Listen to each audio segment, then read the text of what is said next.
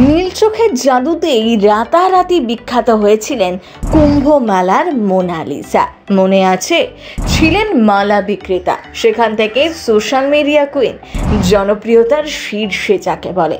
কিন্তু নায়িকা হতে গিয়েও হতে পারলেন না। কোটি টাকা সেই স্বপ্ন নিমেষের মধ্যেই শেষ।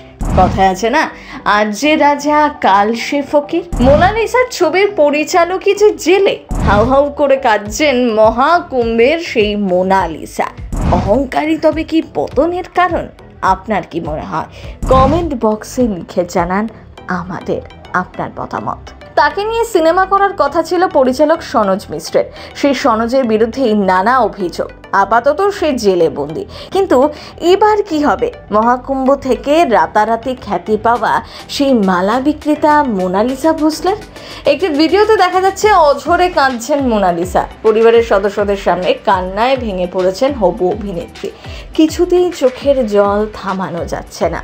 বাড়ির সামনে কান্নায় ভেঙে পড়েছেন এই সেই মোনালিসা। বাড়িতে দারিদ্র্যের ছাপ স্পষ্ট ছিল। এমনই বাড়ির বাসিন্দা তিনি এখন সারা দেশে ভাইরাল। তাকে নিয়ে বিস্তর চর্চা। সুন্দর চোখের জন্য গোটা দেশেই চর্চার কেন্দ্রবিন্দু হয়ে উঠেছিলেন। উত্তরপ্রদেশের প্রয়াগরাজে কুম্ভ মেলায় তাকে দেখা গিয়েছিল মালা বিক্রি করতে। তারপরই কোনো এক ব্লগারের ক্যামেরায় বন্দি তার মোহময়ী নীল চোখ। সেটি মুহূর্তের মধ্যে ভাইরাল হয়ে যায়।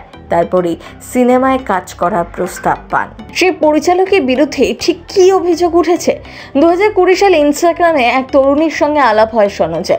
পরিচালক তাকে ছবিতে কাস্ট করার প্রতিশ্রুতিও দেন। 2021 সালের 17 জুন সনোজ সেই মহিলাকে ফোন করে জানান তিনি ঝাঁসি রেল স্টেশনে রয়েছেন। অভিনেত্রী যেন দেখা করেন। সেই অভিনেত্রীর অভিযোগ, এরপরে এক রিসর্টে নিয়ে গিয়ে ঘুমের ওষুধ খাইয়ে সুযোগ নেন। শুধু তাই নয়, মুখ খুললে সেদিনে তুলে রাখা বেশ কিছু ছবি ও ভিডিও ভাইরাল করে দেওয়ারও হুমকি দেন বলেও অভিযোগ করেছেন সেই তরুণী। এরপরেও একাধিকবার অভিযোগ উঠেছে সনোজের ওপর।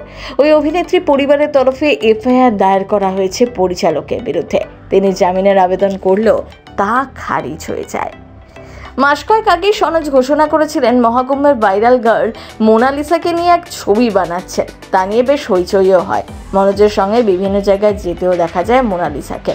মনোজ গ্রেফতার হওয়ার পর সেই ছবির ভবিষ্যৎ যে বিষ পাও জলে তা ধারণা করাই যায়। তবে অনেকেই বলছেন মোনালিসা বেঁচে গেল, ঈশ্বরই বাঁচিয়ে দিয়েছেন, বলছেন নেটিজেনরাও। প্রথম বাংলা ব্যুরো।